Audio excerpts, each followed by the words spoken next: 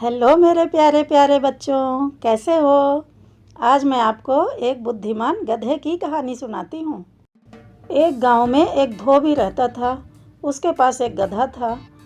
धोबी गांव भर के गंदे कपड़ों की पोटली गधे पर लादकर नदी पर जाता और वहाँ पर कपड़े धोता था। गधा वहीं पर नदी के किनारे लगी हुई हरी हरी घास को खाता रहता। शाम को धोबी फिर से कपड़ों की पोटली गधे पर लादता और वापस घर आ जाता था। एक दिन गधे ने सोचा, मेरा मालिक दिन भर मुझसे काम करवाता है और बदले में सिर्फ ये हरी घास खाने के लिए देता है।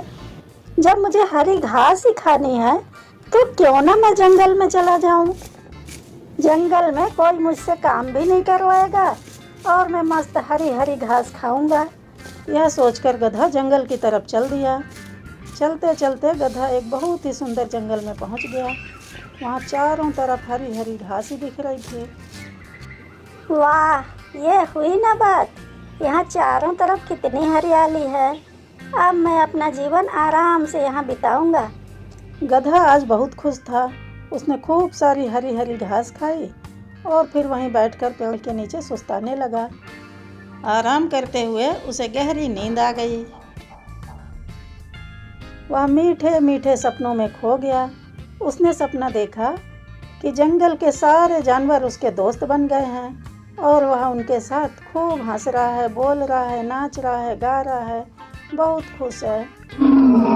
अचानक उसे शेर की दहाड़ सुनाई दी और वह नींद से जाग गया। उसे अपने सामने एक खूंखार शेर दिखाई दिया। अब तो गधा एकदम दहशत में आ गया, बहुत ज़्यादा डर गया।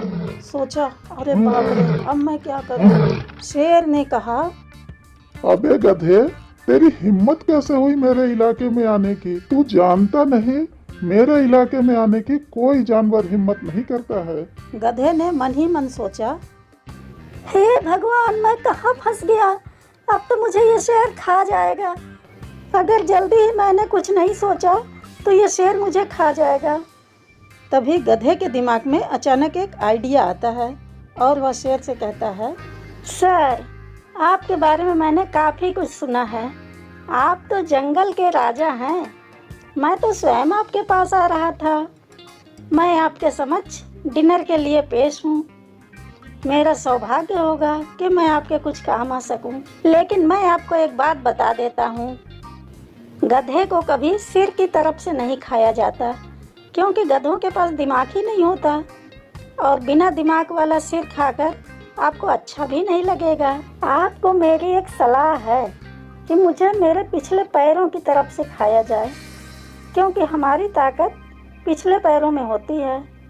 आप मुझे पैरों की तरफ से खाएंगे तो आपकी ताकत और बढ़ जाएगी और स्वाद भी बहुत अच्छा आएगा। सर प्लीज़, आपको मेरी यह बात तो माननी होगी। शेर ने सोचा, ये गधा कितना बेवकूफ़ है, यह स्वयं मेरा भोजन बनकर आया है। उसने गधे से कहा, चलो भाई, जैसी तुम्हारी इच्छा, तुम्हारी ये इच्छा भी पूरी कर देता हूँ।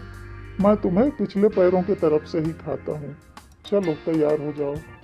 शेर ने जैसे ही गधे के पिछले पैरों को खाने के लिए मुंह आगे बढ़ाया, गधे ने तुरंत पूरा जोर लगाकर उसके मुंह में 2 लात जड़ दी।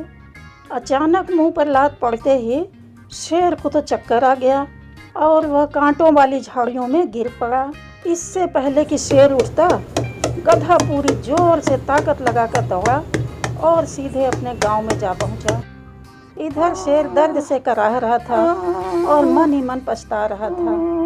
ओहो, मैं भी कितना बेवकूफ हूँ, एक गधे के बहकावे में आ गया।